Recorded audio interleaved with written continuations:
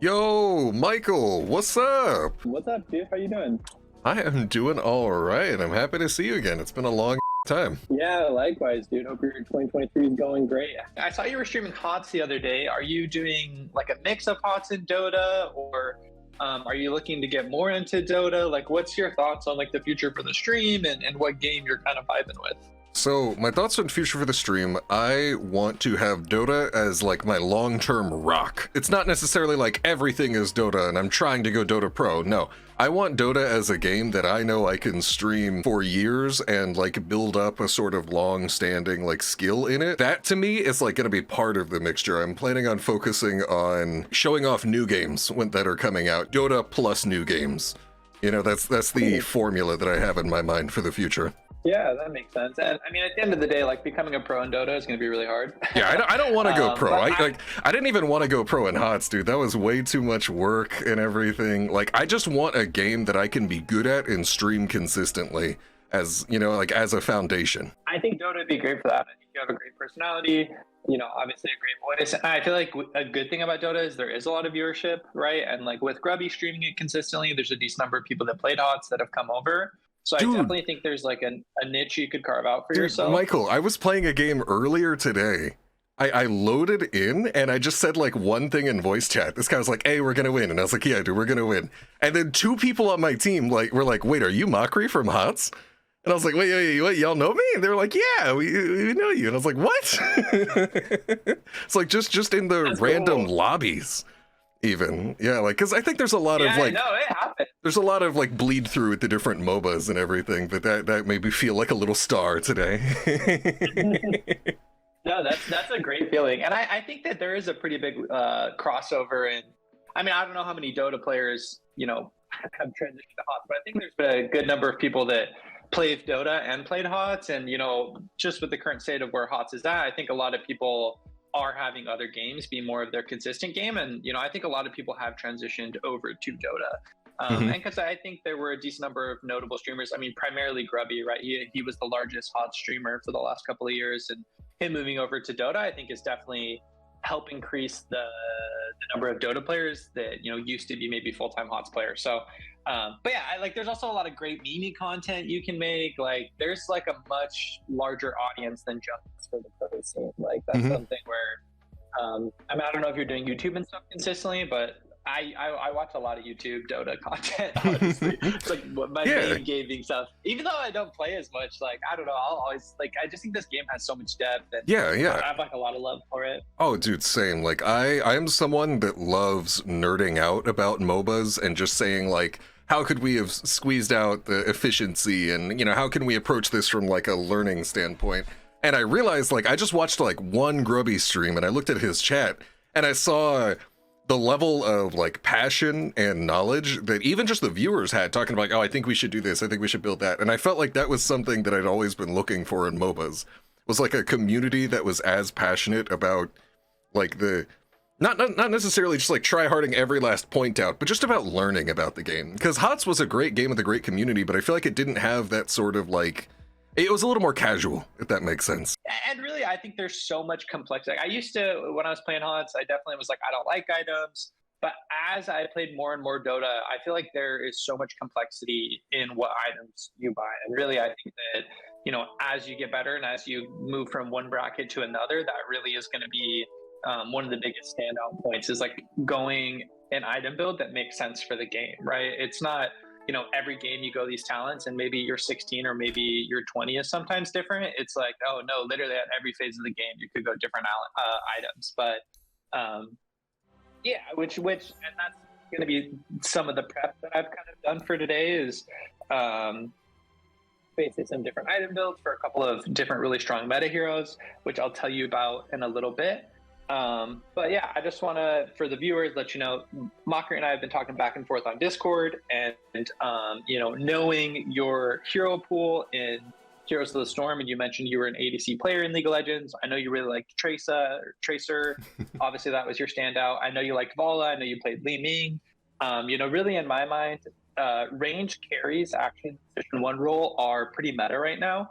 From the professional, Division 1 DPC I've been watching. And I actually think that it could be a really great fit for you to just, focus on some range carries. So, I've made a list of different carries that I'll send to you that I think are pretty good situationally, but really in this coaching session, I think we should just focus on, range carries. And a lot of the range carries are going to have similar ramp up builds. And so, I think we can kind of develop like a starting items template that'll lead into, maybe a couple of items like, brown boots, like a wand, like a falcon blade. And then, we can branch off from there to kind of go to some completed items like a BKB, like a Gleipnir. But yeah, maybe that's getting a little bit too far down the road. Do you have a replay that you would like to watch? Sure. I started playing a bunch of Lina because when we were talking off stream, I know you said that you felt that she was one of the best position ones in the game right now, if not the best. And I did a 5-hour stream last night playing almost exclusively Lina, and then I realized after the very last game, someone told me like, hey, you were building it wrong for what you were trying to do. And they were right. I had played the whole stream with the wrong build because like I went on Dota 2 Pro Tracker and I saw that Eternal Envy had been playing a bunch of Lina. So I went and I wrote down his build. I wrote down his everything. He was maxing E early as Lina and I was maxing like Q or W because I was just doing whatever Dota Plus told me. And so every build, every game, I was like, man, I'm out of mana. I'm not attacking that fast. I've got auto attack items and a spellcaster build. And it was rough. So I had a bunch of really back and forth games. And then today, after that new experience from last night with that guy telling me my build was wrong and that I needed to max E first, and I played a game just a few hours ago because I was like, I don't want Michael Udall watching a game where I don't go the right build.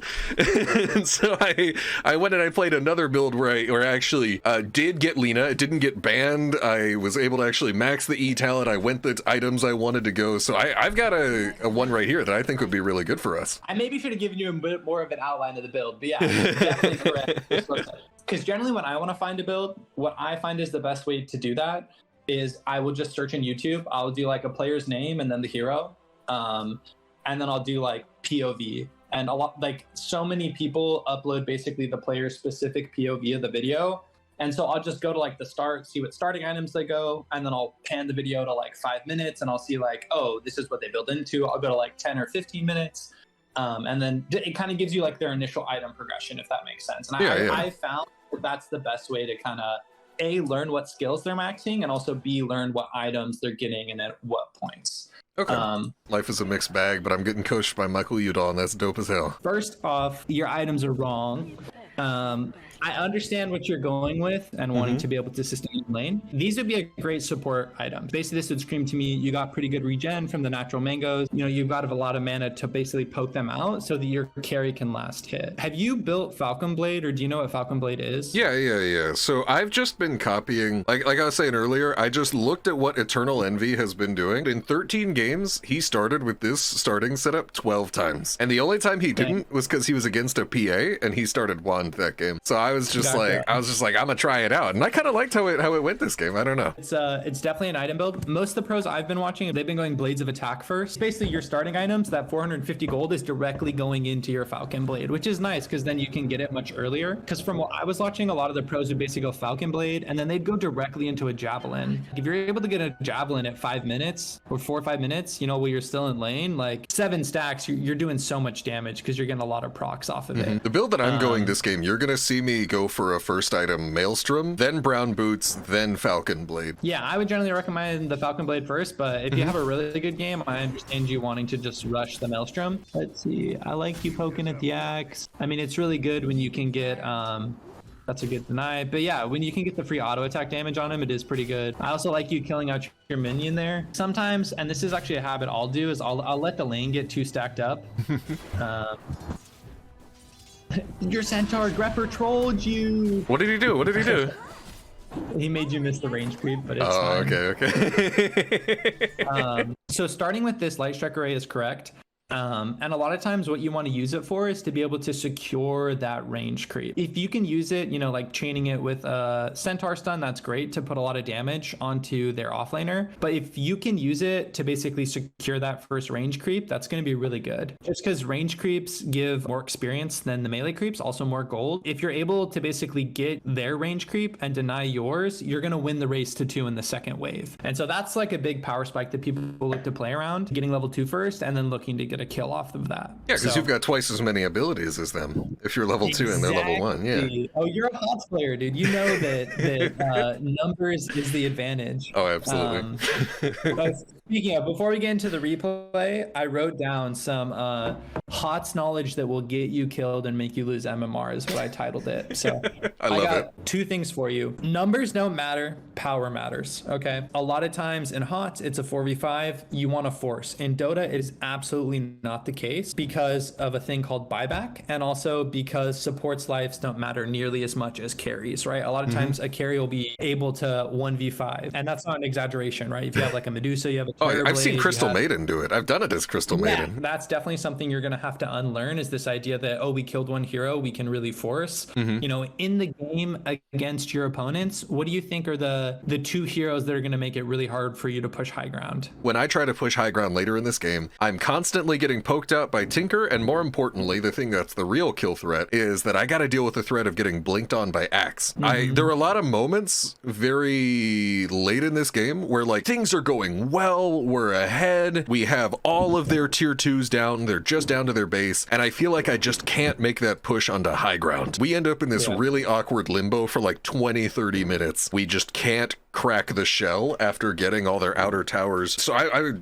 cannot wait to hear what I should do better in those situations when that starts to come up later. Yeah, and we'll definitely talk about it. But yeah, you're definitely correct. Those are the 2 main things. I mean, Tinker is notorious for being really hard to push into. Okay. And so looking at their composition, if Tinker's dead, you're able to go high ground. If Tinker's not dead, it's like near impossible to go high ground. And even if Tinker's dead, you can't get too aggressive, because if Tinker has buyback and you maybe dive a little bit, like Tinker can wipe your whole team. So it definitely is hard. And so the second thing that I wanted to say as far as HOTS knowledge that'll make you lose games is, in Heroes of the Storm, when you're losing, even if you're down a talent tier, the way to get back into the game is to take advantageous fights. And as the position 1 in Dota 2, the way to get back into the game is going to be to farm and to find the ability to get your item tidings so that later on you can basically be powerful enough to be able to win a fight for your team. That, at least for me, was also hard, because when I was down in HOTS, I would always find for like, you know, coming out of fog, like taking an advantageous fight through positioning. In Dota, it's not the case. Like, your job as a carry is to let your 4 teammates feed, you know, like there will be games where they have 30 kills and you have 2 kills and you can win, right? Because you just win one late game team fight. They don't have buyback on their carry, and all of a sudden you're able to take down 2 lanes of racks. You know, it's like really being patient and farming and finding your moment. It's going to be hard at times. Your teammates may flame you at times, but a lot of times if you're on a flash farming hero like Lina, it's the correct thing to do. Yeah, I felt like Lina when I was properly managing my E, my clear speed was absurd. Yeah, she's nuts.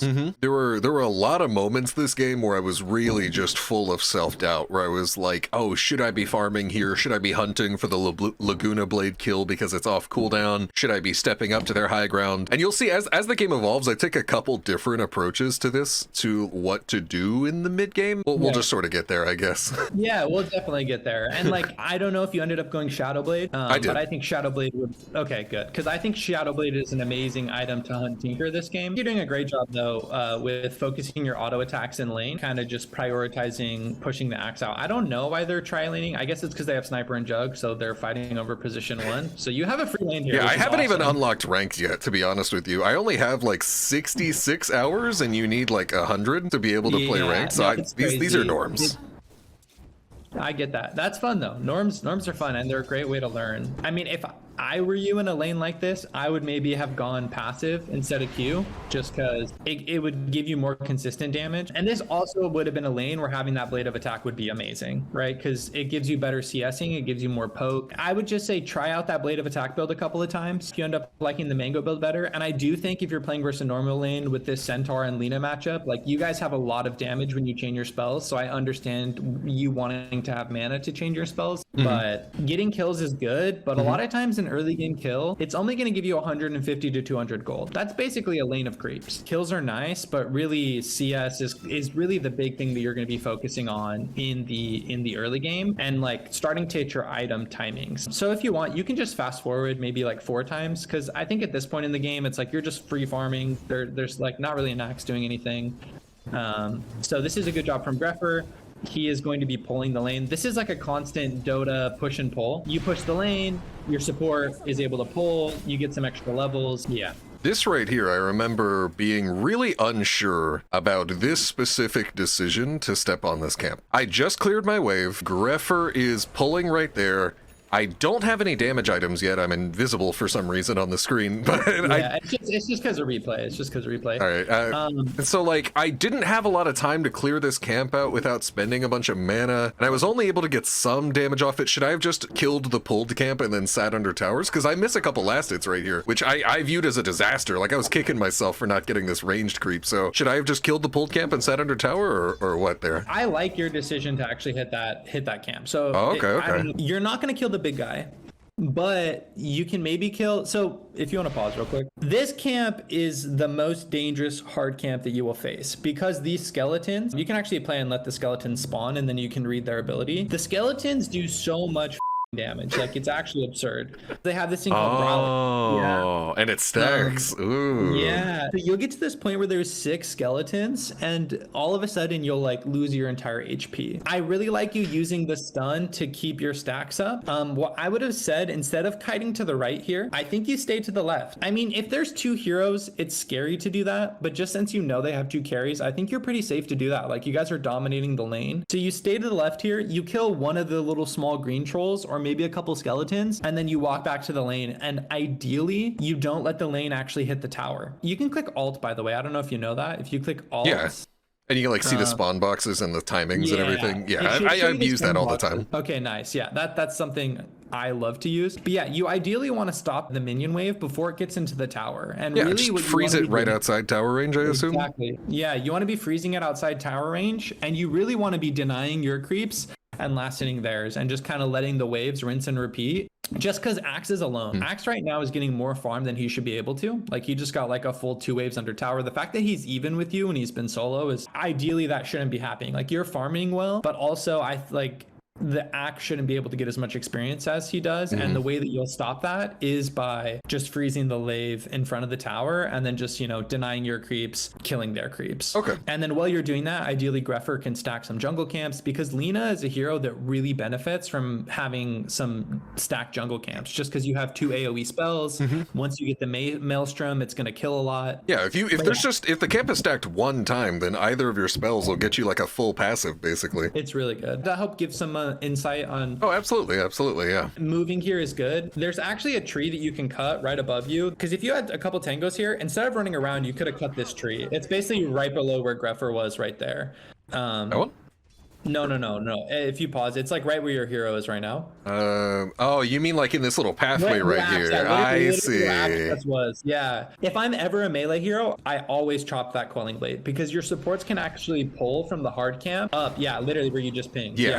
I see it, because it's only 1 tree thick right there, so I see. And that's also a good juking thing. So like if you're running and you have a tango, you can eat that and run to your tower and be safe. Okay. That sounds really useful. That's definitely a tree that I like to cut. If you stay to the left, yeah, again, like you staying to the left here and maybe killing those, I think is good. You know, since you guys are 2v1, I think maybe instead of pulling here, you guys could pressure under tower with the catapult. Catapults do a lot of damage to towers, and since like towers don't really regenerate, it can definitely be pretty nice. Yeah, I'm just looking at the position I have here, and I'm like, this is like the hell that I wanted Axe to be in all lane. If I could have been up here. Exactly, like, because if you guys are right there, Centaur can wrap behind him over and over, and you guys can just get 3 kills. Yeah, and then he doesn't get any farm, because he beat me to 6 here, which doesn't make any sense. Yeah, it feels weird, right? Like, oh, we're 2v1ing, how is he able to beat me? And something I would say, because I know Greffer is watching the stream, a little coaching tip for you, I think that you should have put a ward in front of their tower. That way it's kind of a lane ward, kind of like where that flag is.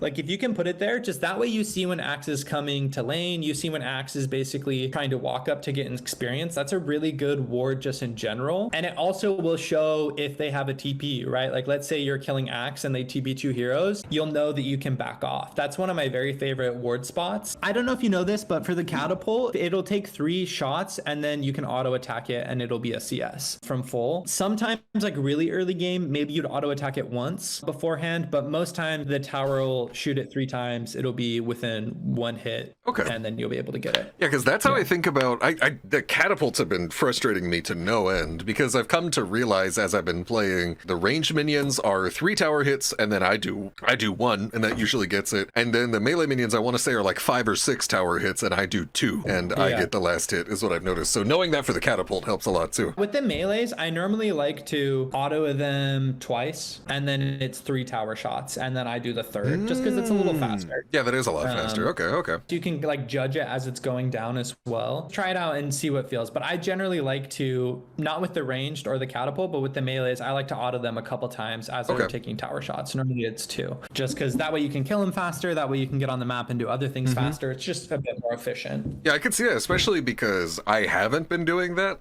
And I remember last stream, one of my viewers being like, if you keep spam pulling, you're just going to lose your tower. Like last hitting under tower and spam pulling.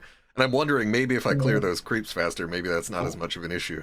So. Yeah, your tower basically takes less damage. The biggest problem with this early game is the fact that you guys didn't just freeze and ruin Axe's game. I know you went the Maelstrom first. I think you should go Falcon Blade first, because right now it's like a perfect early game item. I know that you want to rush Maelstrom to be able to farm, but really Falcon Blade with a Javelin will actually make you farm faster, in my opinion, than just a raw Maelstrom. Yeah, I'll certainly try the build out. Like, I like what I was going for here. It felt like it made a lot of sense because I felt like the mangoes give me that mana regen to last me until the Falcon Blade and then a little bit past that. And then with the mangoes and the Maelstrom, I just turbo clear jungle. But no, I'll try the way what you're talking about here with the blades of attack flowing right into the Falcon Blade. So my question is this: how do you decide when to leave lane and go farm the jungle? Sometimes I do that because I have items. Sometimes I do that because I'm forced out. So do you think a lot of times your power spike with this build that you're telling me, Falcon Blade and then Javelin, is that about when you might start looking to farm the jungle, or what goes into that decision? As a general rule, you want someone under your tier 1 tower top. You don't want to give up your tower early, so abandoning the tower is not great. A lot of times what you'll do is from the 6 to 9 minute range is when you'll rotate to the jungle as the position 1. A lot of times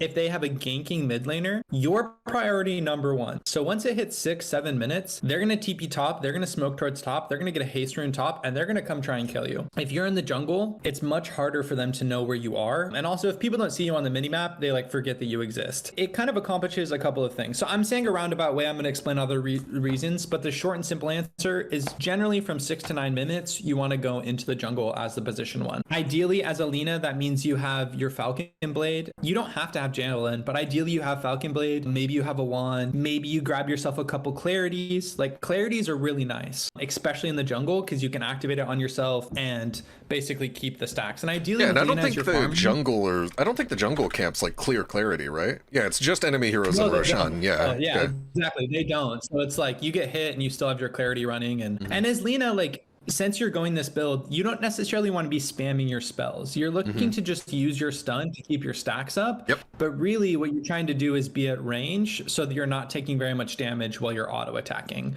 But also at 7 minutes, that's when the neutral items spawn. So as the carry, your job is to get those neutral items out to basically give all of your teammates a power spike, right? Like, let's say Greffer made 1 or 2 stacks and it's 7 minutes. You should go and rotate to that, and Greffer should be defending this top tower. And now Greffer is getting levels, Greffer is getting gold. He's going to be more powerful as the game goes on. And also, if they gank Greffer top, it's your position 5, right? Like, it's not that big of a deal that they died. His job becomes basically protecting your tier 1 tower, or, you know, maybe rotating to another lane to defend. But yeah, you don't want to leave the lane just free. Like, it would stink if Axe is able to just get free farm up here, kill your tower for free. So you want someone there. But as, you know, the position 1, generally you're looking at that 6 to 9 minute mark. If your game's going poorly, you should go jungle. Something as well with jungling, do you want to basically farm away from them? Do you want to go to your small camp right now?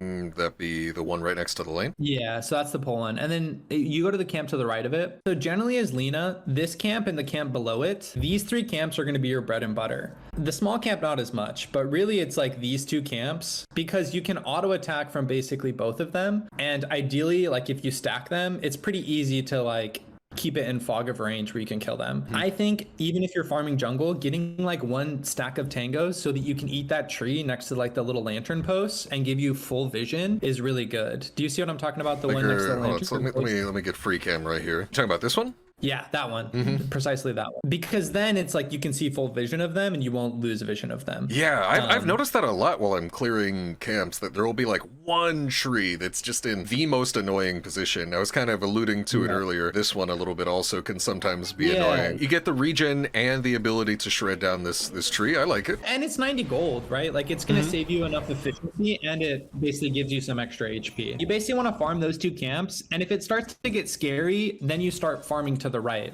You farm that other camp and then you make your way over to like your triangle is kind of the thought process. Okay. That small camp and the big camp, those are a little scary just because they're so close to the tower. I've noticed a lot of carries in games that I watch, and even sometimes myself, they die because they're going for this camp right here. This camp is so out of the way. It's right next to these stairs. It's very clearly disconnected from like the main body of the jungle. Let me ask you this. Looking at this situation that I have right here, I've got these two creeps in front of me, and my creep wave is very close behind. Is it a mistake to clear these creeps as I do right now? And thus... No, I think at this phase of the game, killing the creeps is right. You know? Okay. Because then the next wave's going to come and stack pretty much, and it's all good. You know, a better Axe here would maybe be trying to pressure you harder, but I guess he doesn't know where Centaur is. But yeah, clearing this wave is good. What Axe did is good, because you want to go farm that small camp, and he stopped you from taking it. What you're doing right now, this is a little bit risky. I mean, you're able to get away with it, so it's not a big deal. But if you have mangoes, I think that could have been a situation where it's worth to actually use your spells. Because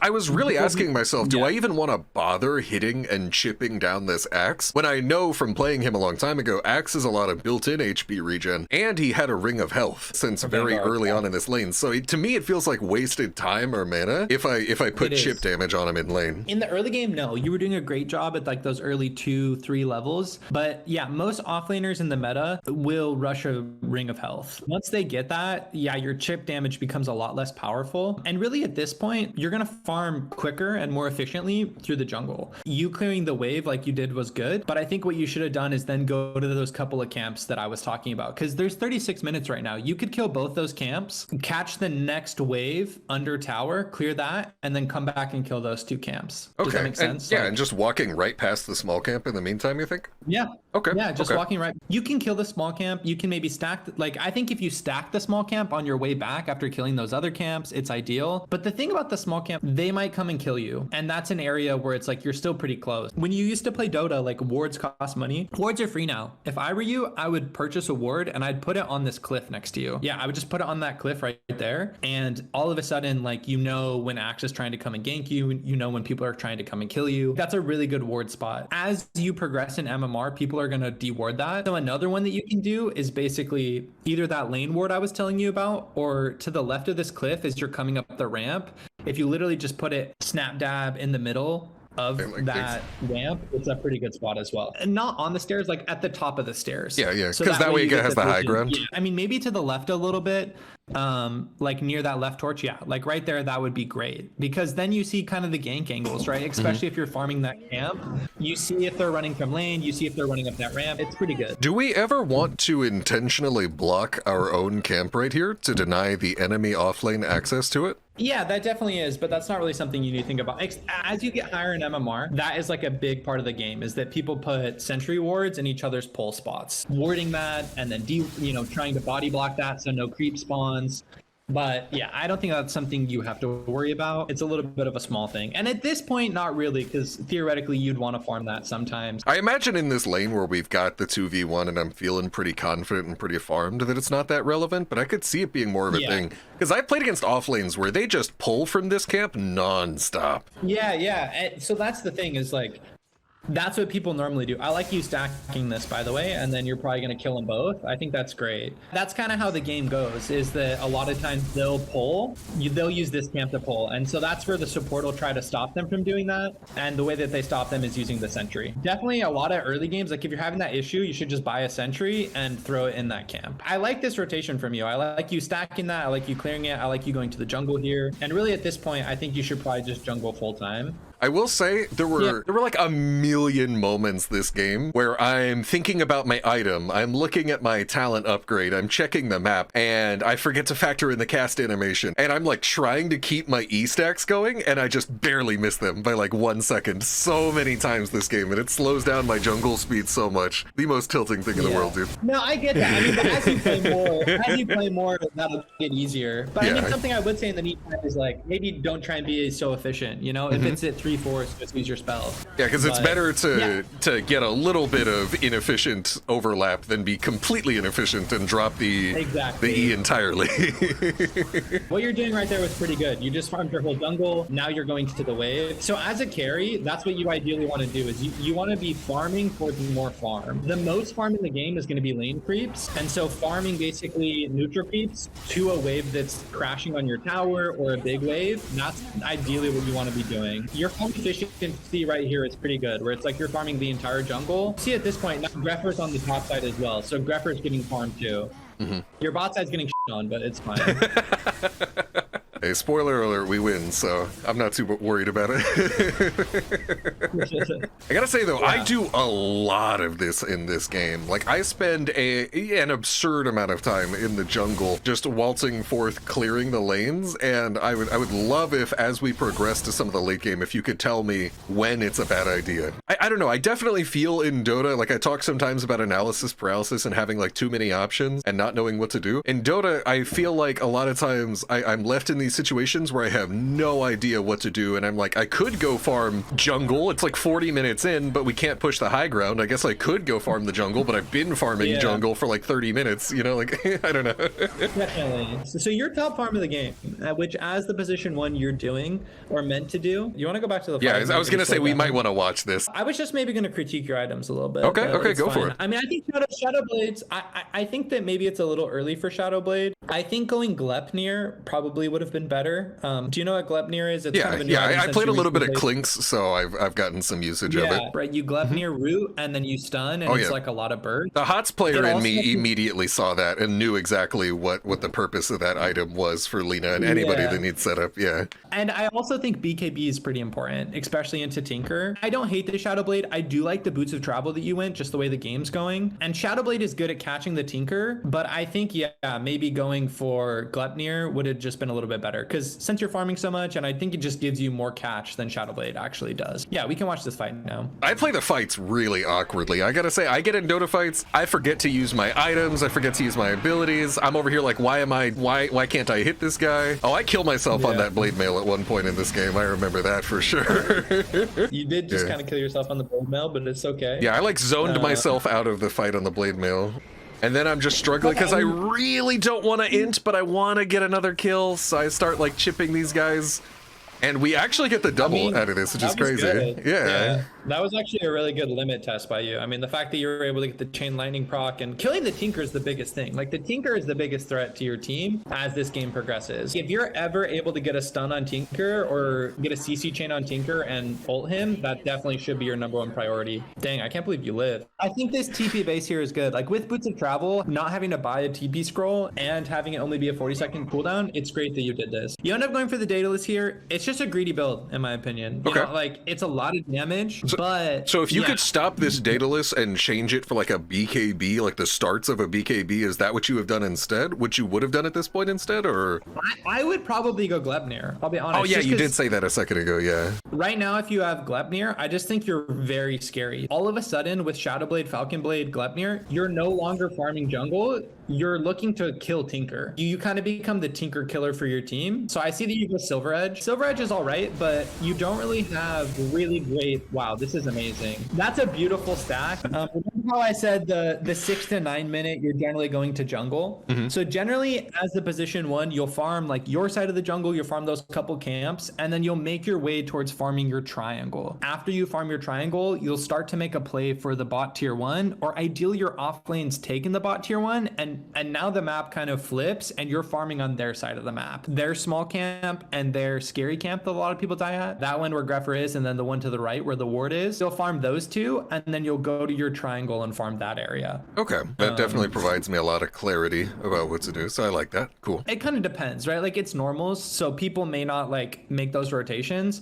Like really your job is to get farm, and you were getting a lot of farm in your jungle. So like what you were doing I think was right for this game, and there was so much fighting happening on this side of the map that I think rotating over here would have been bad. Like, ideally in a high level game, like 9-10 minutes, like the offlaners generally have like pushed the tower or are pressuring the towers, and then once the tower's taken, you start to play on this side of the map is kind of how it goes. And the reason for that is because generally people group up and try and take down tier ones, and so if you're trying to defend your tier one, that's not the position you should be playing in as the pause one, right? Like that's Greffer's job on Centaur, or your Trent's job to basically defend your tier one tower and to lose their life, but to like slow it down while you're farming. And you farm the jungle so fast, and that's kind of the thing, is that like your teammates can't really farm the jungle very fast, but you do. And so you might find night a tiny bit slower by not killing lane minions and by farming jungle, but what you're doing is you're off map, so it's harder for them to kill you, and those lane minions now your teammates are able to get farm on. You have different power spikes that are important at different moments. You know, for Greffer, getting a blink dagger, which is only 2,000 gold, is game changing for his mid game. Same for your Trent. For them, being able to get like 4, 5, 6 minion waves over and over, that's going to be huge for them. Whereas you know, it's like you need 4k for a BKB, you know, like your timing's a bit further down the road. I don't know if that makes sense. No, but it's I'm following every word, man. Yeah, and it's also like easier for them to kill in the lane minions. I remember Greffer told me, I believe you got coached by Blitz at one point. Yeah, it was awesome. Blitz took me under his wing. Like he just like found my stream, and yeah, he was coaching me. He was coaching the team I was with. Dude, I was like 100 MMR off 8k. So yeah, I got pretty good at Dota. I was top 200. I was playing in games with like RTZ, but I was getting on. But yeah, I mean, because it was hard, because I basically played position 1, and then once you get into the top like 300-400, you no longer do role queue. You start to do basically, it's kind of like a big contest, you know. It's like, oh, it's RTZ, like I guess I'm playing position 5, but I climbed to 8k MMR playing position 1, so I'm like a 6k position 5, and now RTZ's flaming me at 3 minutes, you know, because I don't know what to do. And so yeah, then it's like CCL started, the COVID hit, and then I like started playing HOTS again, and then CCL started, and so I stopped playing Dota. But I mentioned it because you were talking a lot about, as the carry, when to step out of lane and into the jungle, and I remember being in high school, little like 16-year-old Mochrie watching Dota videos of Blitz, and he talked a lot about how if you're playing someone with roam threat, being off the map threatens the whole map. And I've got roam threat, right? Like I'm fed, and I've got Laguna Blade, I've got Silver Edge. So like anytime I dip into the jungle, they don't know I'm farming jungle. I could be roaming on them. So I think there's also an inherent level of threat in that, where either the enemy team doesn't respect the fact that I'm off vision and I get free kills, or they do respect the fact that I'm off vision and everybody has to play safer on their team and they can't take as many risks. So I think that's another element of the goodness of stepping into the jungle as the carry here. Absolutely. I mean, as Lina, at this point, you can one-shot anyone, but or not one-shot. Like you get a Centaur stun, you follow up the stun, you Laguna Blade, anyone on their team. Yeah, 100 to 0 so people. Like, exactly. You 100 to 0 people, maybe not one-shot, but you can definitely 100 to 0 people in 2 stuns. You're 100% right on that. And so that's part of when you were in the jungle farming for those 5-6 minutes. That was great. Like that's what you want to be doing as a carry for the first 22, 25 minutes of the game until you really get your main power spikes. And for Lina, your main power spikes are going to be Falcon Blade, Gleipnir, BKB. Like once you have those 3 items, you're super down to brawl. You know, Shadow Blade, Boots of Travel, those are both bonuses. You just destroy these jungle creeps. It's actually crazy to look at. Yeah, I like there's this. The 100 to 0. Exactly. There's that 100 to 0. And so the Shadow Blade's good for that, where you can kind of one-shot people. And I think as Lina, you know, you should be looking to get kills with your Laguna Blade. That's always such a struggle for me, because I'll feel like I'm in a situation where there are no clear Laguna Blade ganks, but I'm like, man, I've got this huge cooldown that's great for killing people, and I'm just farming. Like a lot of times I'll only use Laguna Blade maybe once, sometimes not even at all, before it's level 2, before I'm level 12. I might use Laguna Blade like one time, because I feel like I don't get that many opportunities to use it while I'm farming my jungle. And I don't know if that means that while I'm farming the jungle, I'm not ganking enough and I need to go out more, or if it's just kind of okay for me to turbo farm and not get as many, not be running around Laguna Blading people on CD. You know, I'm just always Yeah. second guessing myself when I have to make that decision. It is absolutely okay to be turbo farming, and that's what you should be doing. Okay. Turbo farming is your role as the position 1, because yeah, Laguna Blade's a good damaging spell, but really, like, you're the auto attack carry. Like, once Lina gets BKB, once she gets Glepnir, if you get a Daedalus, a Satanic, you all of a sudden don't just become a Laguna Blade, like, you're like a Terror Blade in Lina form. When you're farming, you should be looking for opportunities to TP in response, right? So Okay. your mid tier 1 tower is the most important objective in the early game, just because it provides so much map pressure, map presence, where like people can TP to it and make it to either side of the jungle very easily. So if they're pressuring your tower, you oftentimes as position 1, assuming you have mana and health, right? Because sometimes when you're jungling, you'll be like 30-40% health. Don't go and die, don't go and feed. But if you're pretty healthy and they're pressuring your tower and your team's making a defense, you should be there. Outside of that, honestly, just turbo farm is generally my suggestion, unless there's a kill nearby. Like, part of a nice thing about Lina with your Fiery Soul is that you can rotate pretty quickly because of the movement speed. But yeah, really, turbo farming is great. Like, that's what you want to be doing. At this point of the game, you probably should be running around with your team, considering you have Silver Edge and Scythe. You push out waves and you run with your team to get kills, because you went for a ganking killing build. I really hope you go BKB next item. I think you should. I don't think you're going to from that laugh, but yeah. I do go a BKB this game, Yeah, but I think I go it a lot surely. later than you'd recommend. Uh-huh. Oh, okay. Yeah, So I mean, you remember killed the here. I want to walk you through because this was just a few hours ago, so I remember it pretty clearly. Oh yeah. I step Perfect. up on this Tinker, and I now I'm looking at this and I'm like, man, this Juggernaut is just in vision this whole time.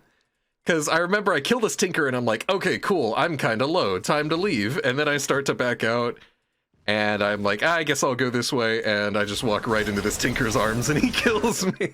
And I was even kicking myself because Yeah. I was like, oh, I could have scythed him first, but I don't know. Gotcha. Like I feel like this is just simple map awareness, and what I should have done instead is just kill this Tinker, just walk up, kill this Tinker, and then just like run through lane, like run out of vision and TP away, Yeah. maybe inside the trees. Precisely. So, you know, I think you saying I should have scythed him, that's really hard to do, right? Like, I don't think the not scything him is the mistake. I think the not running down into lane's the mistake. And if you want to rewind a little bit, we'll basically explain why. So yeah, so you play here, because it's good that you step up and Laguna Bait this Tinker, you know? Getting the Tinker kill is great. But what your Viper does, if you see your Viper, he's clearing out the lane. And you need to think of your lane minions as wards. They're literally like little visions. You see that your lane bottom's pushed out, and so you know that it's almost surely going to be safe if you run now. Yeah, they're not So, going to run if at you me wanna from do- where I have vision, I guess, or at least I have more heads up. Exactly, yeah. You'll have more heads up. You'll like see where they're coming from, so you can maybe juke them out. If you want to go to where their tier 1 tower is normally, there's a couple of areas in the jungle here that you can hide in. So do you see the catapult? So basically directly like below where the catapult, yeah, where you're pinging right there. Like, that's a great space to go. There's also, if you have a quelling baiter, you can basically, yeah, the left, that's the other spot. So Okay. if I were you, I would have gone to one of those spots and I probably would have TP'd to base. Or you can literally just stand in that spot, you know, maybe Silver Edge. Like, I know you're low on health. You can maybe Silver Edge and see how the team fight plays out, right? Yeah. Like, Silver maybe Edge is wait for an insanely opportunity. high uptime, too. Like, I feel like I Yes. always have it. Yeah, I think that would be the best play. Is basically you just stand there in the woods and you wait. You literally don't do anything. You just wait. You see how the fight goes. If your team starts to lose, you TP to base. If your team starts to win, or you see an opportunity where you can get a critical kill on someone like Tinker, maybe Axe, like you wouldn't want to pop out of vision until you see Axe, you know, blink call, right? Axe Okay. thinks that you've already TP'd away. So maybe once Axe blinks in and calls, you scythe him. You know, it's Yeah, like yeah. you hex him and stun him. Because you don't want to kill yourself the blade mail, but that would be my suggestion. A lot of time being patient and standing in the woods and waiting for your opportunity, or just waiting to see how it develops. Because you've done the most important thing in the fight. You killed Tinker. You know, you baited Tinker to come in. You killed Tinker. That's their most important hero. Them not having Tinker and trying to force a fight, yeah, you guys can probably get more like your team does.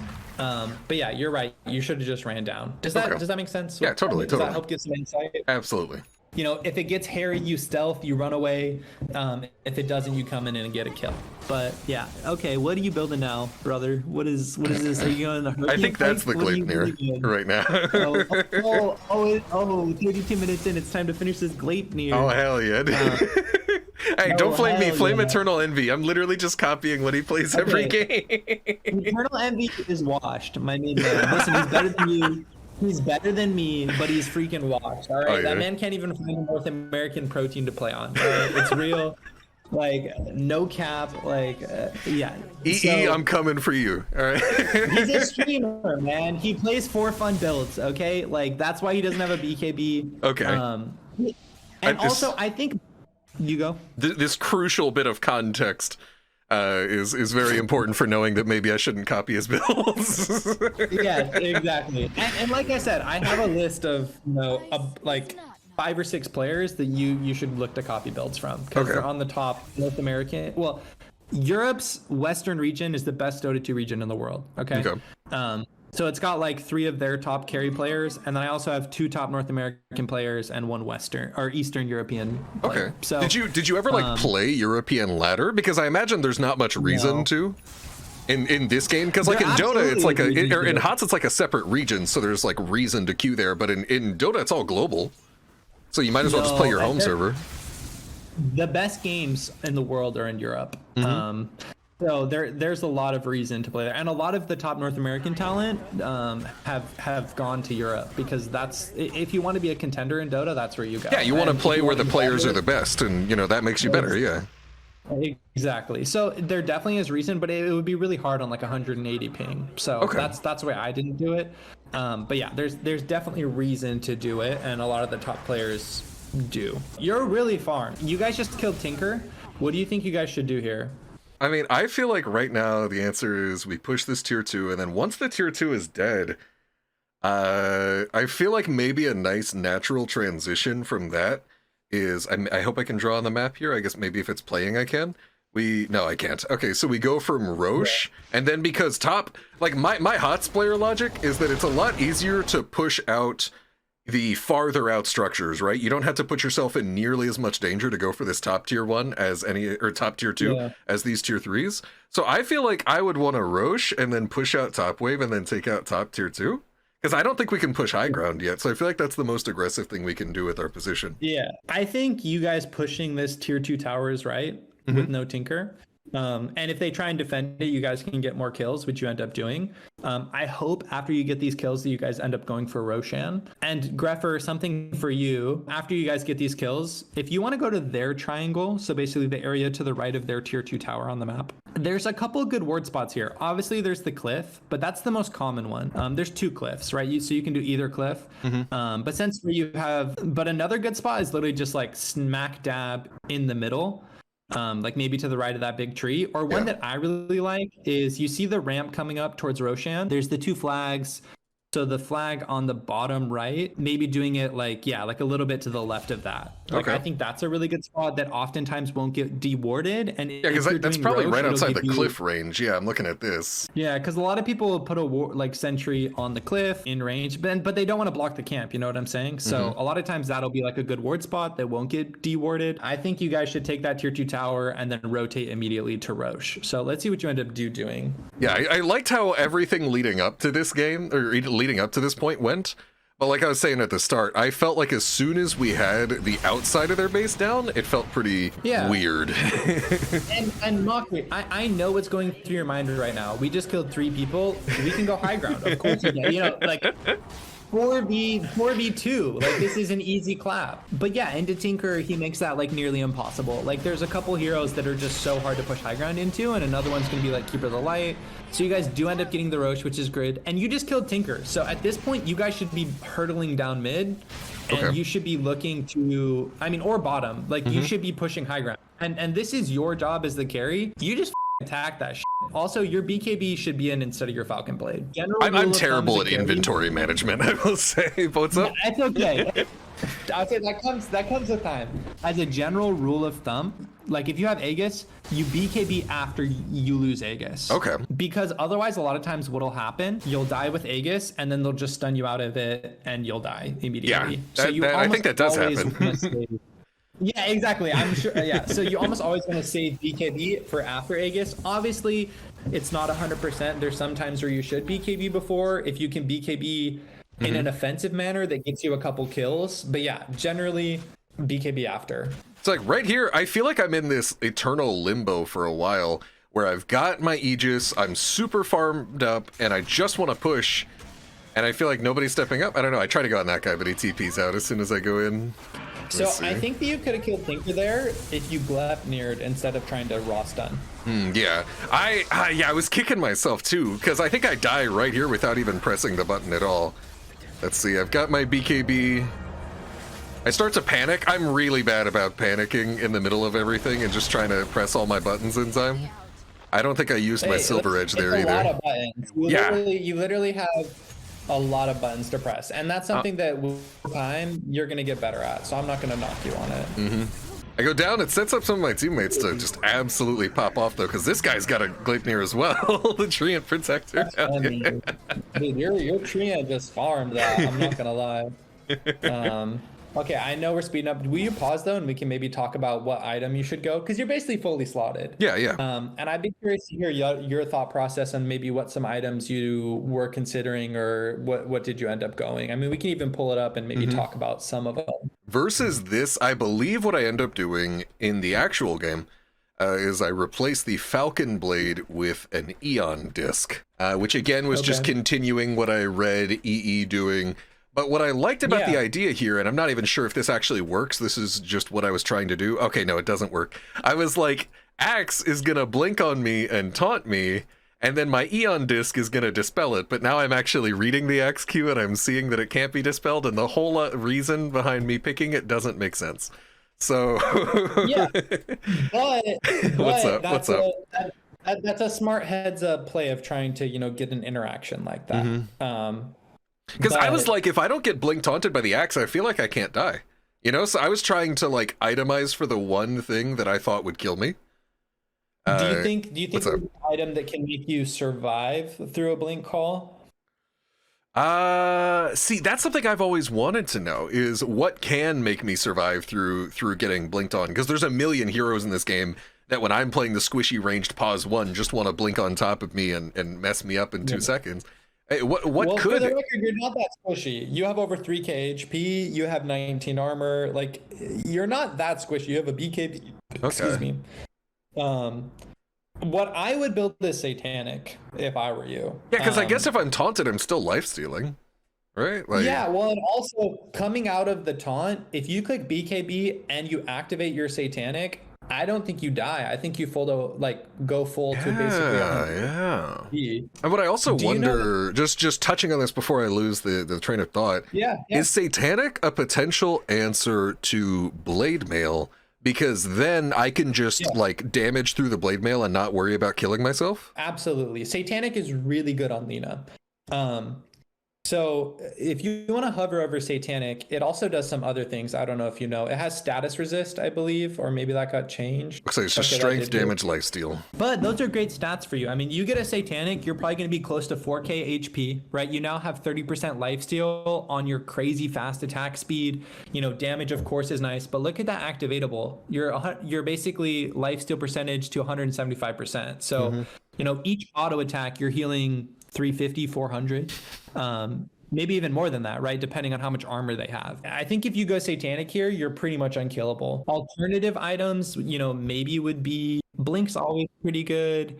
I think Satanic's probably 100% the pick. Yeah, maybe in another world you maybe go Assault Cuirass, maybe a Heart, maybe a Hurricane Pike. I think if you go Satanic here, it's really good. Like most of the times when I've been watching Lina's and when I was studying leaning for this, most of the build progression I saw was that Blade of Attack, Falcon Blade, Brown Boots, Maelstrom, and then they would generally either build a BKB or finish their Gleipnir. After that, they generally get their Boots of Travel. And I'll send this to you in Discord message so that when you play, you can have kind of a couple options. Then they'd finish their Boots of Travel, and then they'd get like either Satanic straight up after the BKB Gleipnir, or they'd get a Chrysalis or they'd get a Shadow Blade. Those were kind of like the three options depending on what they needed. But yeah, people very highly prioritized getting that Satanic because with your attack speed, like Lina does so much damage with BKB Gleipnir, and Falcon Blade, like so much damage, and you have so much magic damage as well. So it's like you're hitting people from multiple sources. I think that the Shadow Blade this game is really good into the Tinker. But yeah, I felt like think a lot of anybody that I caught out that wasn't Jug or Axe, if I ever step on somebody with Silver Edge and it's not one of those two people, they just die instantly, Yep. So I felt into the other three heroes. I liked it a lot this game. Definitely. But I mean, like Lina has so much damage. So I think if they kill you, they can win team fights. If they don't kill you and the team fight goes past 10 seconds, you're putting too much damage out that they probably can't survive. So yeah, I would just say maybe look at getting a BKB and Satanic earlier on. That would be my only suggestions. Like Lina does enough damage as a hero. Yeah. Questions? Thoughts? I was actually, just while I'm hovering over this, do you ever buy raindrops? Because I feel like I would love to have that mana regen. As position one Lina, you like raindrops. Okay. I like raindrops on most heroes. The mana regen's super nice. Also, it saves you from ganks. Raindrops is a really good item to get. So a lot of times what pros have, like generally you want your inventory to be full at every point of the game, right? Because you want to be getting maximum efficiency. And so in the early to mid game, raindrops is a great way to do that. Like with raindrops and Falcon Blade, like that should cover your mana regen. And that's also part of why like I think the 6 mangoes at the start of the game is unnecessary because you can get raindrops at, I think it's a couple minutes into the game. So are they not available from the start? They're not available from the start. Okay. Anyone in chat know when they pop up? 3 minutes. 3 minutes. So it says it becomes available for purchase at the 3 minute mark. Just touching on another question here. I want to know when I need to start with the stick, because everybody tells me Bristleback and Phantom Assassin. And I'm like, are there any other lanes that I look at? And I'm like, damn, I need a stick here? Or is it just those guys? Who else? And also BKB. I'm just really not sure when I need to build those two items. I think Wand is an item that you should buy most games. As far as starting with a Wand, you're generally not going to be leaning into Bristleback or Phantom Assassin as a position one. Heroes that you would want it into, I really like it into Skywrath Mage. Anytime you're playing against Skywrath Mage, you want it. I mean, I guess sometimes you'd lean against a Bristleback. Those are two absolutes. And that you should probably start out with it as well. It's going to be heroes that are spamming out spells. Rubik uses Fade Bolt a lot, so I really like Wand into Rubik. I'm trying to think of other ones. I might be missing some, but really those would be the main couple that I'm thinking about. I mean, if you're landing at something like a CM, that's going to be spamming a lot of spells. But like I said, I think most games you want to have a Wand. And so like a fully completed Wand. No, just the 200 gold one. Just the stick. Just the stick. Okay. The stick, yeah, I'm sorry. Just this. I mean, like upgrading into the wand is good, and that's part of why the starting item build I gave you, it's 3 iron branches and 1 blades of attack. And part of why that's good is it's giving you not only the completed wand, it's also giving you an item build leading into your Falcon Blade. Like all of your starting gold is going towards items that you want to buy anyways, and that's why it's good. And one of those iron branches you can use to be eaten by a tango. It just makes your early game item progression so nice. You buy the 200 gold wand with that item build, your first courier's bringing you out wand and a tango, right? That's 290 gold. Ideally that's your first, because it takes a while in the early game for your courier to run to you, but ideally that's what it is it's 290 gold, and you're probably going to be hovering around like 100 to 120 at the start, because ideally your team gets 2 bounties. That's your ideal first courier, is a wand plus tangos, and then all of a sudden you're pretty good in lane. Sorry, what were we gonna say? Where do the raindrops come in? Because I feel like if I'm buying tango and wand and raindrops, I feel like I'm getting to that Falcon Blade so much slower. But is it just a necessity that you need to be able to get there at all? Otherwise, you're just not going to have the regen? Are there games where you feel like you can just skip over those entirely and just rush straight in? You don't. I mean, you can definitely rush, right? If you're having this game, would have been a perfect game to rush Falcon Blade because it's just an axe in lane. You have no regen at the start of the game, right? So ideally, after 2 waves, you should have enough gold to get a wand and a tango with your courier. So that's going to be at like minute 120, minute maybe 150. First courier, it's going to deliver you those 2 items. You don't need to buy raindrops at 3 minutes. Okay, I have my wand, I have my tangos, my item slots are full. The next items that I want to buy are going to be a Falcon Blade and the components for Falcon Blade. But if I'm in a situation where I'm going to die, and I have 150 gold to spare, maybe I'll just buy the wand recipe. So in your bottom left where you have stuff queued up, I would have basically the Falcon Blade components and my magic wand in that quick buy. And that way, if you're about to die, you can buy the wand recipe. Yeah, just spend that unreliable gold before it all gets taken from you. Yeah. Exactly. And raindrops are good, especially if there's something like a Skywrath Mage. But ideally, you'd grab your raindrops after you got your Falcon Blade. Cool. But I mean, some lanes you might need it. Like, let's say you're playing versus a Skywrath Mage and like a Necrophos, you probably need to get those raindrops right at 3 minutes. But also against that lane, you really need a wand because they're both spamming spells to chunk you out. I would just generally get in a habit. There's not a game where wand is ever really bad, except when you don't have enough slots for it. That's going to be the only time that wand is bad. But as Lina, you generally have an extra slot anyways. Just getting into the habit of getting a wand early on as one of your first item purchase, I think will serve you well. Wand is forever, raindrops can be lost. That's a good point as well. I mean, raindrops are good too, especially like the ideal situation where you get raindrops is, you know, it saves you from a gank and then you go into the jungle and you have raindrops for 5 minutes and are getting that extra regen. Like that's the ideal raindrop situation. What about BKB then? Because we were like, do any heroes just scream to you, you're on Lina,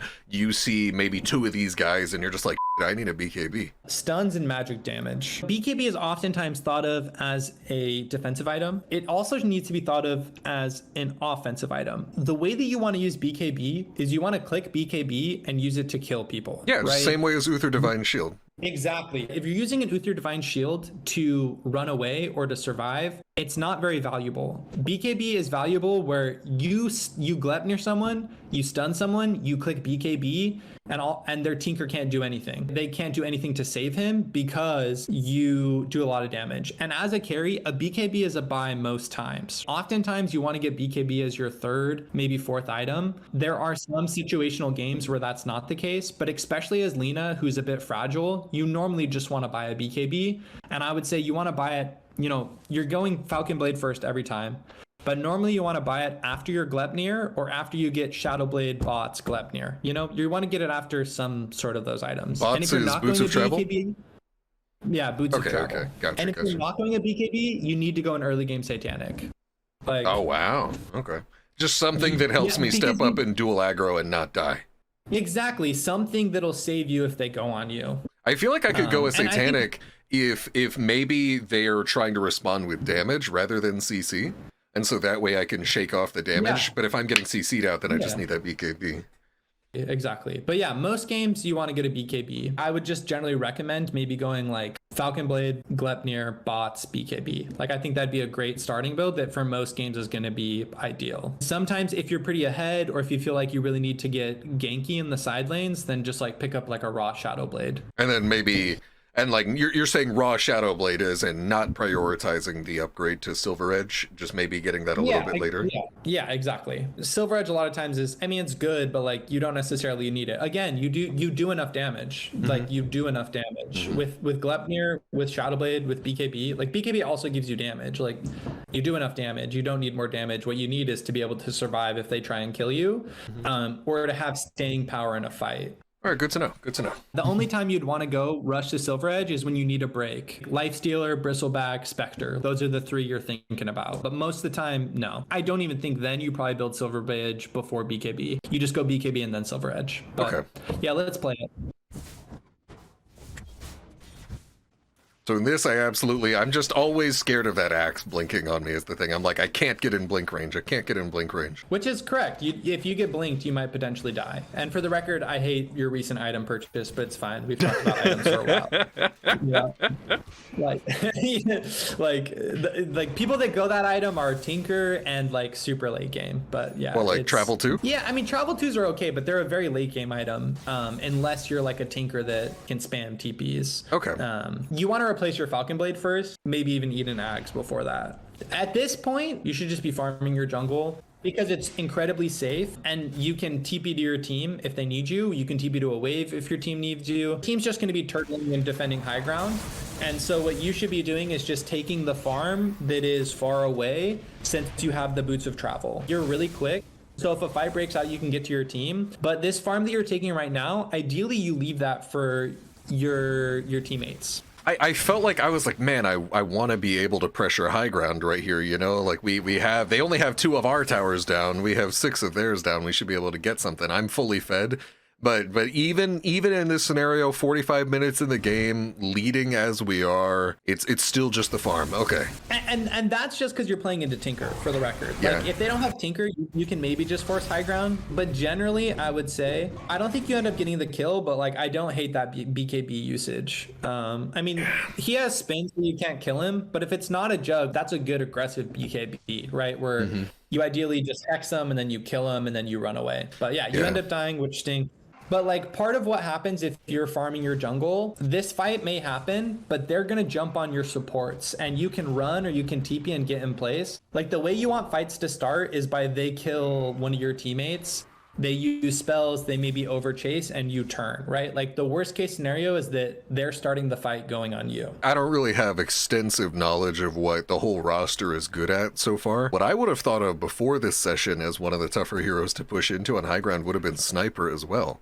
Because I feel like that's his dream element, is being able to just camp high ground and ward you off. Do you think that contributes as well to the factor of like, let me just go get giga farmed in my jungle and not even bother with their high ground? Exactly. I mean, Sniper generally is really good from high ground as well, but their Sniper is just not very farmed. Generally, Sniper is really annoying and really hard to push into as well. You just want to go get full slotted. You replace your Falcon Blade for Satanic and you're pretty much done. Maybe you get an Ag's Blessing, maybe you get a Moon Shard. You're pretty much full on items. Once you get your Satanic, if I were you, I would just be standing in the jungle on the side lanes and waiting to get a pick. Because really, you guys can't push unless you get kills. And the only way to get kills... Do you want to actually rewind? I'd love to watch that. Oh yeah, let's do it. Okay. I'm silver edging, stepping forward, trying to look for something. And then I saw that Tinker thing started to go at me, I think. So I was like, oh, I might be in vision. And then that means you're in vision. That's the good instinct. You're in vision. And then I saw this Tinker out here. I used my scythe on him because I was like, I want to blow this guy up. And this happened. Just immediately. Yeah, which is right. You want to use your spells on him. But that's the thing. If you have Satanic right here, you literally just auto attack and you have 100% HP. Yeah, that's a very good point for sure. And then I'm full, so I can step on this Tinker as well. Yeah. Yep, you're full, so you can kill that Tinker, and then at this point you're killing high ground, and their Tinker has to buy back, and you guys can keep pressuring the tower, or you can back off, and that's 2 buybacks. And if you kill Tinker, then you win the game. But with me dead, we just have so much less ability to pressure their base right here, and we back off again. Yeah. I mean, you guys do get the tier 3, which is okay, right? Yeah. Like, getting the tier 3 is nice, but like, and also at this phase of the game, you do generally want to be saving for buyback. Oh yeah, and then here I think I was just trolling hitting this Rex, because like they're all 5 up. This axe is in vision, and I just walk up and hit the Rex for no reason and get blinked on. This is trolling. I mean, you just think you're strong, and that's the thing is, I don't know why your Trent has Aegis. If you have Aegis, like, maybe it's fine. But yeah, like, you guys can't. Yeah, the man's has got a heart too. That's a carry too, right there. Absolutely. Heart, Gleipnir, Aegis. I'm ready to party. Let's go. Yeah, for real. That man's a giga chat.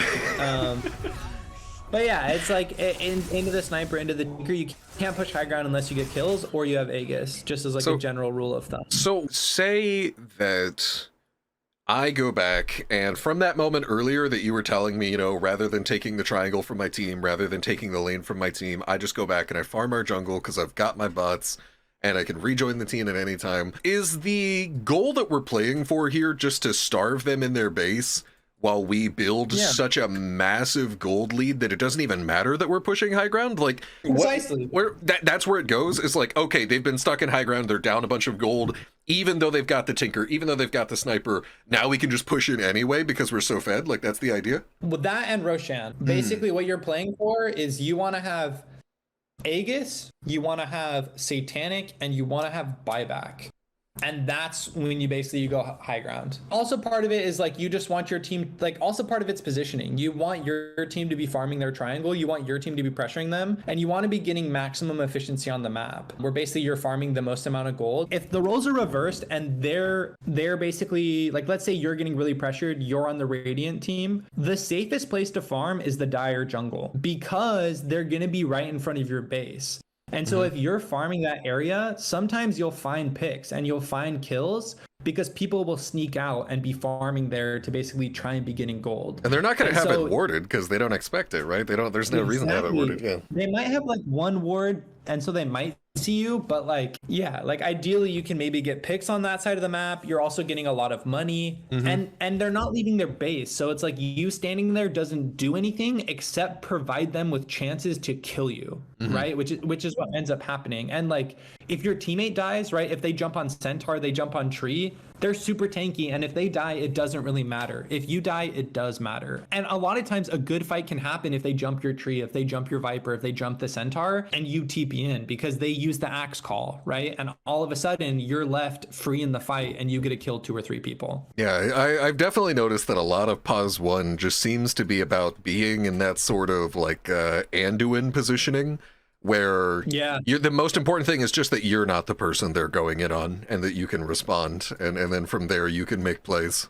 What position does Mr. Coach play?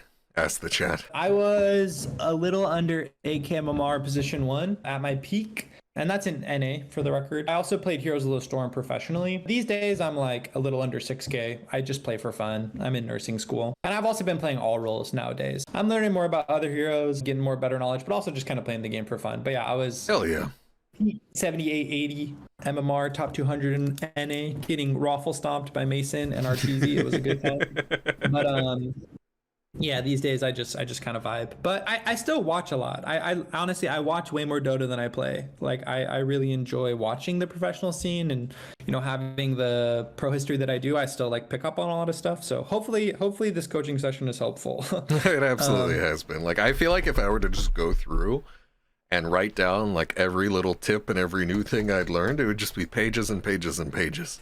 This is good stuff for sure. Well, and let's get through this, because then I would love to maybe like just have some key points, right? Because I think maybe it's a lot of information I've been throwing at you, right? And I want to make sure there's maybe some key points that you take away. Yeah, I don't want it to just be a sea of information. I'm planning on going back through the VOD and like writing everything down, so it's not going to be too much. We got this. And I'm also going to send you like a little bit of a Discord recap on some things. That way you can go back and look at it. Yeah, I mean, at this point, it's just hard pushing into that. Killing this Tinker has no buyback. This is your green light. At this point, you guys should be looking to end the game, and you have the Aeon disc as well. You don't have buyback, so if you die, it is sad, but your job really is to just hit towers and to like hope that your team will save you, but which Greffer does, right? And at this point, I have Laguna. I would say maybe yeah, you also had Glepnir, so I think your targeting was a little bad. I think you were unsure who to kill. Poor disarm. Yeah, nice. I was sitting there right clicking him like, why isn't he dying? But yeah, I mean, still at this point you should be holding buildings. Nice, that's a really good stun. And now you hex. So Jug buys back, you're pushing buildings. Do you guys end here? Yeah, no, I think I think we just try to open up the maps and get mega creeps a little bit. I think I got one more death in me here. Yeah, that would make sense to me. I mean, Tinker just respawned. So at this point, it's kind of scary, right? You don't have Aeon Des. Tinker just respawned. Oh, wait, he just died. Wait. That's die back on Jug. Okay, you shouldn't die. If you die, that's a... Oh, wait, Tinker has buyback. Okay. But yeah, you have Megas, so even if you die, it's not the end of the world. I don't remember exactly what happens here. What's up, though? What's up? You should just be focusing buildings. I mean, but backing up here is the right move. I mean, you're pretty much 1 HP. I think you just leave. I was getting really scared. I go in and I kill that Tinker, and then I just run away. I just hit him at max range out of Silver Edge, and I just TP back to base. That's great. That's great. I mean, Tinker dies back, right? So you still have 100 seconds to basically get in there. So at this point, I mean, you still want to save for buyback. You should sell your Falcon Blade. Yeah, you're right. Yeah, it was just sitting in my inventory. Something I like to do, just like a little trick, I'll just drop it on the ground and then select my courier and have my courier pick it up. So that is an easier way, because sometimes I want to like pass it to my courier and I'm like, this is so awkward, but putting it on the ground and having the courier pick it up is so much easier. Even if you like lose vision of it, the courier still knows where it is and will go to it. That's definitely something I like. If you're in like the jungle, because then when you have like a better moment to be able to do it, like it's easier. So and then I was kicking myself right here because I'm like, oh, I'm scared again, you know, I'm gonna be afraid and TP away, and then I'm like, wait a minute, I'm holding Aegis. Like, I can't should have wait just for you to died. I can't wait for you to buy Satanic on Lina and just understand how much of a game changer it is. Oh It's yeah, gonna be- dude. it's No, like gonna you've be been exciting. telling me about it, and I've just been looking at the fights, just asking myself like, what if I had a Satanic? What if I had a Satanic? And just like imagining how it would be different. And I can't wait, dude. I'm gonna build it next time for sure. Yeah. This is pretty much a one game for you guys. I would say the only way that you would lose is if you don't have buyback and you die. Really, at this phase of the game, like items are nice, but nothing is better than buyback. But okay, yeah, you guys end up winning. So all in all, I mean, that's a pretty good performance. You did have a free lane. But yeah, you did your job. You carried that game. And I would be curious to hear your thoughts. Like, what would you say are maybe like the top 3 or top 5 takeaways from this coaching session that you've maybe focused or that you've felt? And maybe like take a minute or two to think about it. And I'll maybe write down what I think they are as well, and then we can kind of compare notes at the end of it. I think I got some of the main stuff. Tell me about it.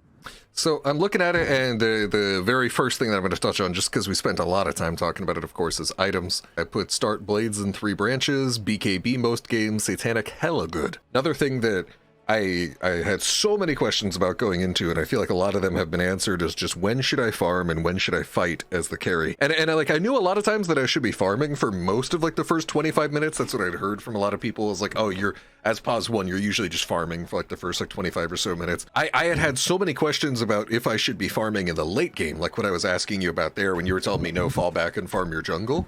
And so I've got here farm prio, leave lane around 6 to 9 minutes, farm triangle after farming jungle, of course, farm enemy off lane and jungle area later. That's just like a nice natural transition of crossing the map where you go from safe lane to jungle to triangle to enemy off lane. It's just a straight line essentially. Turbo farming Exactly. But it's gradual. It's gradual, but yeah, like ideally you're kind of farming in that direction. Yeah. It's not just like yeah, you totally get me. Turbo farming is priority as pause 1, but especially Lina, because oh my god, I do it so quick. I have it all caps. High ground is a no-go. You have so much time to farm. Like, I know that a lot of that was because of the Tinker and because of how hard it was to push in. But that's just been like the psychology of the high ground has been something that's been relevant in basically every Dota game that I'm in, because I feel like the games I'm in are really stompy, and it feels like at pretty much every point, one team gets essentially locked into their high ground, and they need to not leave base, and the enemy team can't step up to their base, and I felt like I learned a lot about how to handle that from both sides, you know, because Greffer always tells me just smoke up, find a way to get into enemy side jungle and farm from there, and that just gave me more context about when to go for that and how to play both sides of the high ground equation that, like I said, I feel comes up every game. So that was one of the major takeaways from me. It definitely does, because like at some point one team's really far ahead and the other team has to turtle, and your job as the carry when you're turtling is to cut waves and get farm, and the best way to do that is to go where they're not, and if they're ahead they're going to try and kill you, so they're going to be by your base. The big key is don't TP. Like, you need to have a TP if you're farming on the other side of the map, because that's your way to escape. And so that's another thing as a carry, is if you're behind, running to like a tier 2 instead of TPing to a tier 2 a lot of times will save you, 50 seconds, 60 seconds later. The takeaways that you had were pretty similar to mine. I kind of wrote down when to leave lane in jungle, so that's kind of similar to what we were talking about, like the 6 to 9 minutes. Really, like the key timing is 7 minutes, because that's when neutral camps are there. Like, a lot of times if you leave the lane, one of your supports will go up there and defend it. I think spam pinging it as well, so they know, like, hey, defend this tower is good. The other one that I wrote was when to buy BKB and items. Really, BKB is its own kind of thing. I also wrote down late game items, since we had to talk about that. But really, when you're buying an item, there's 2 levers that I think of. Is this going to help me survive, or is this going to make me do more damage? And so generally, when you're thinking about what item to buy next, it falls into one of those 2 categories. And there's unique ones, right? Like silence, Glepnir root. But really, it's, is this going to help me kill something, or is this going to help me like not be killed? Someone like Lifestealer is very tanky, right? As Lifestealer, you spend most of the time buying damage items because you do pretty good at, defense. And so it's like, depending on what hero you're playing, you need to specialize different things. And so that's just kind of like, when you're thinking about items, think about one of those 2 kind of buckets, and what do I need to, win this game? Then I wrote, freeze lane in front of tower. I think that was something that was pretty important that we were talking about. That was huge, yeah. Punish the lane, yeah. Yeah, it's basically, how do you actually punish the lane when you're winning? And it's either like you kill them or you kind of freeze the lane, but really you want to try and choke them out. The other one that I wrote down was basically Hot's Death Knowledge, which is the two that we came over, that numbers don't matter in terms of how many heroes are alive, because people can 1v5. And then the other one is, if you're playing defensive, the way to get back into the game is to farm as a position one. It's not to just run at them and fight. Yeah, my chat was getting on to me about that when I was first starting to stream Dota. I would get in there and I'd lose like 2 fights as the pause won, and then I'd just run back in and keep fighting. And they're like, dude, go farm. Like, yeah. Quit trying to fight someone that you just lost to. You know what I mean? But because I had the HOTS player mentality. HOTS, I don't know. I'm like, oh, I can go fight this guy level 1. Nope, not as this game. So yeah, just specifically consciously unlearning the habits that Heroes of the Storm taught me for applying to Dota, I think is definitely huge. Okay, it's around 10:30, so I'm probably gonna hop off pretty soon. Are there any other kind of final questions you have for me, or maybe like final takeaways from this coaching session? Let's say I'm queuing up with a support, just to add something in here. I'm queuing up with a pause 5. I know we want to take the safe lane together. What might be some good pairings? I figure stuff that sets up your skill shots, because your Q and W are both delayed. So I thought to myself, if I want a good setup support that is a melee, so we have like one ranged, one melee, my very first thought is Ogre Magi. He checks all those boxes, but I don't know. What do you think as far as support partners go for the Lina? I'm thinking about stuff that's pretty meta. Trent Protector's really strong right now. So a nice thing about Tree is he can kind of come from the trees and he can use his nature grass to slow them, and then you can follow up with a stun. He also has some of the highest base attack damage in the game. He hits for like 100 at level 1. He just provides a lot of damage as well. Also, he combos really well with you in the late game, because Lina is like an artillery cannon. If she's left to do damage, they're screwed over. And so he can leave living armor you in the late game, and he can also use his ult to basically counter initiate in the late game. But yeah, I mean, you're in the right mindset of like things that give you CC and stuns are good. You know, the Centaur. Ogre I think would be good. I don't think you get the most value from Bloodlust since you already attack so fast, but I think Ogre would be fine. But I don't think you have to have one melee, one range. I think something like a Dazzle would be pretty good for the slow. Something like a Lion would be pretty strong, where they have 2 CCs to set you up. If I think of somebody's holding somebody in place, the very first person I go to is Shadow Shaman with that shackles. Yeah, Shadow Shaman I think is pretty good. CM I think is pretty good. The mana regen's also probably pretty Especially nice. while I'm going through the jungle, just still getting that free mana regen because it's global. That sounds really nice. You mentioned you like Sniper, you mentioned you like Drow. I think a lot of those heroes, like Trent Protector is pretty strong with. You know, I think double ranged, getting like a Jakiro so that you have a lot of poke is also pretty good. Something like a Vengeful Spirit's pretty good. Especially with Drow pairing, I think Vengeful Spirit and Drow were pretty strong. With Sniper, I think Trend Protector is really good because you have like double slow. Even Clockwork is a pretty good position 5 and kind of like holds them in place so that you can really just lay down the damage with the cogs. Snapfire is a really strong level 5 because the cooking can stun them. It can also make you escape. Marcy's pretty strong because she also has the passive. So a lot of times people will get like 1 point in dispose, 1 point in rebound, and then they'll max the lifesteal passive so that you just heal so much. And so one other thought of like some other heroes I think you should try. I don't know if you've played Nature's Prophet, but he's also really strong in the meta right now. I can give you a starting build for him as well. You kind of max the Trents, and I think he could be a great hero for you to practice out those new control groups and those new micros. Just because when you summon Trents, you're going to want to basically use those. But he's a global, right? He has the teleportation. Okay, I see that his win rate's maybe not the best, but in pro play, he's really strong right now. And I actually think he's a hero that's really good at hard carrying, and a hero that will make it really good of like, if you're behind, you can rat lanes. If you're ahead, you can kill people all over the map, right? So I think it would be a good way to like, practice farming in a good place, and then would that be his position 3 or? No, position 1. Position 1. Okay, wow. I don't think I've seen a position 1 Furion. That sounds like fun. Other questions you have for me, or? No, I mean, I think you've told me plenty. We've been here for quite a while now, and I couldn't possibly ask for more at this point. Hey, big thank you to Greffer as well for helping support this, helping set this up. And yeah, if you're definitely interested in coaching more into the future, I would be very happy to do that. I will, like I told you, give you like a Discord follow-up on maybe some heroes that I think could be good to focus, and also some heroes that have like similar starting builds. Like I think Clinks is good. I think Drow, Sniper, a lot of those are very strong. But yeah, if you or Greffer is interested in more coaching sessions, or anyone in the chat, feel free to reach out to me. I'm twitch.tv/Michael Udall or Twitter on Michael Udall. I'm looking to go to nursing school, looking to support that, and coaching I feel like is a great way too. So yeah, I appreciate you taking the time, appreciate you reaching out. And if you have any questions, Mochrie, definitely feel free to reach out to me on Discord or like follow-up stuff, because I'd be happy to let you know my thoughts. Given how much I learned here, I'm certain I could learn a lot more in a future session as well, once you can get past the basics for me a little bit right here. And I can start to engage in some of the higher level stuff. The basics are where it's at. And I mean, I have 2 pro replays that I actually was going to send you, one for Lina and one for Nature's Prophet. But perfect. I really think that's the best way that I've found, versus actually using the in-game guides of item builds and also like what skills to go at what points. That would just be my recommendation, YouTubing for them. And I'll give you a list of pro players to look for.